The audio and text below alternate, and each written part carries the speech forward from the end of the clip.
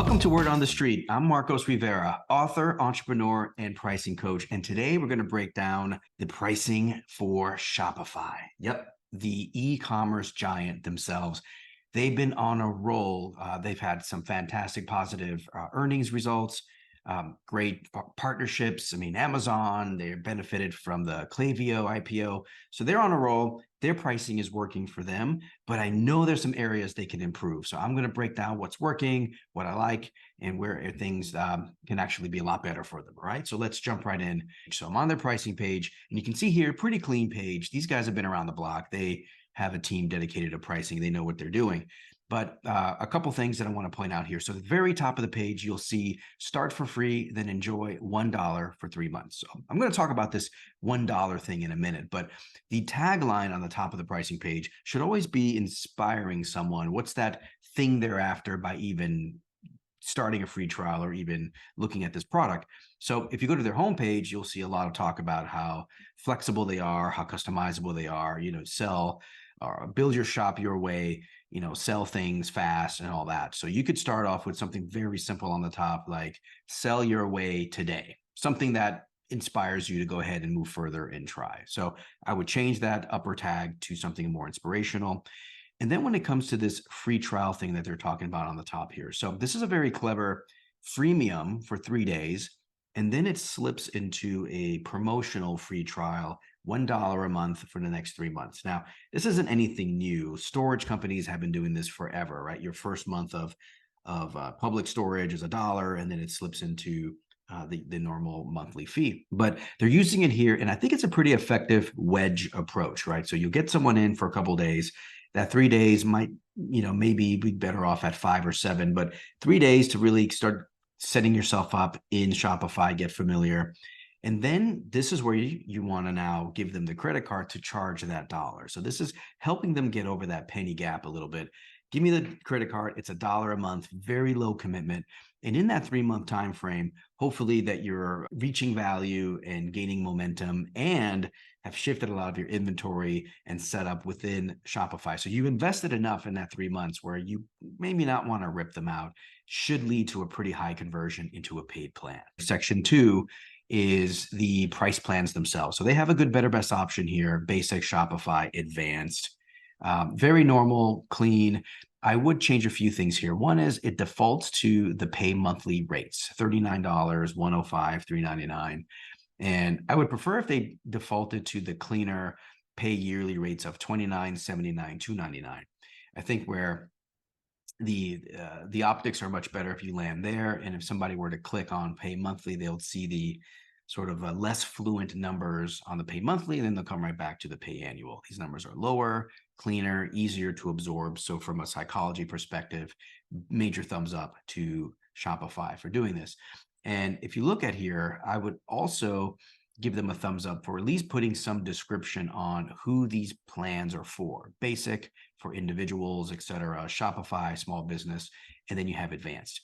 And the place in and focus for them would be to add a little bit more to the description. And pretty generic for small businesses, that level up your business for professional reporting, more staff. Okay, fine. But I would put something more in the lines of, for small businesses starting out selling, selling locally, to something else where maybe it talks a little bit more about the complexity of the operation, so they can get a little bit of a sense of where to pick their plans. Now, they are also doing something called a declining scale with the credit card rates. Pretty smart as well. The more you're going to pay me on subscription, the less I'm going to charge you on a transaction. And so you have a little bit of a balance of both and an incentive to go deeper into Shopify. Makes a ton of sense. And then they've highlighted the 4 or 5 main things that are included. I like this because oftentimes pricing pages just, smack you in the face with a list of 1,000 features, and you don't really know what these things even mean half the time. And it just forces you to look somewhere else because you frankly don't have the processing power to go through all that. You got other things to do. Where I would improve is the prices themselves don't need to be huge, bold numbers. You really can be nice and clean and clear with just write the number in a normal font size. Just put it there, clean, clear, for folks to see. He doesn't need to be this gigantic number. So I would shrink that down if I were them. Let's move on to section 3. So section 3, I'm going to click on the compare plan features, and it's going to show me that drop down of all the details behind each plan. Great, that's good. I get to see all the details if I want them. And one thing I'm noticing is that Shopify and Advanced don't have a lot of differentiation, just very limited, just a couple things. So I would really consider adding a little more differentiation, whether it's more locations or more access when it comes to international sales or complex tax structures, imports, exports, things like that. I would add a little bit more differentiation, maybe even, give them from a staff accounts perspective. I'm not sure if limiting users is the play here with Shopify. They probably want more users in there to use the system. I would give them more users, but then potentially limit something else that shows a sign of complexity or expanding operations, things like that. Moving on to section 4, they have a part below where they go into alternative solutions. Starter plan, go here. Retail plan, go there. Shopify Plus, if you're enterprise, go here.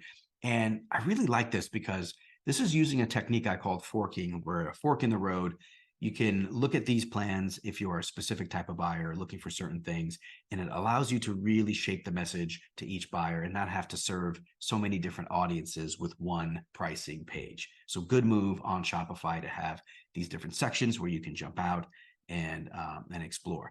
One area I would improve, however, is they have these logos of customers right below there. And it's a little bit of, I think, a wasted opportunity. What they can do with these logos, first of all, is for the audience on the main page, take these logos and put them back up top, right below that plan summary of the good, better, best, right where the button is to go ahead and start. Put those logos right there. It adds a little more reassurance to that click, to that start free trial. And then as you move into the different Shopify Plus or Starter, you can add different logos there that are a bit more representative and like the type of buyer that's in that section. So you can use the logos, I think, in a more effective way if I were Shopify. And then the very end, you have a really long FAQs. My criticism, it is super long. However, my plus side, they're really good questions about setup fees, about transaction fees, about compliance, about discounts, about what happens next. So they did a really nice job of putting some good FAQs together on the end. I would remove duplicates of other questions. So I would tighten it up a little bit, but otherwise, fantastic job. I will give them a solid B plus on their pricing page. Really well done. Lots of thought put into it. Obviously, the results speak for themselves, and they're going to continue to grow massively, in my opinion. So that's Shopify's pricing. Thank you for joining us, and we'll see you next time on Word on the Street. And that's the Word on the Street. If you want more of these videos, give me a like, subscribe, and I'll see you again next time.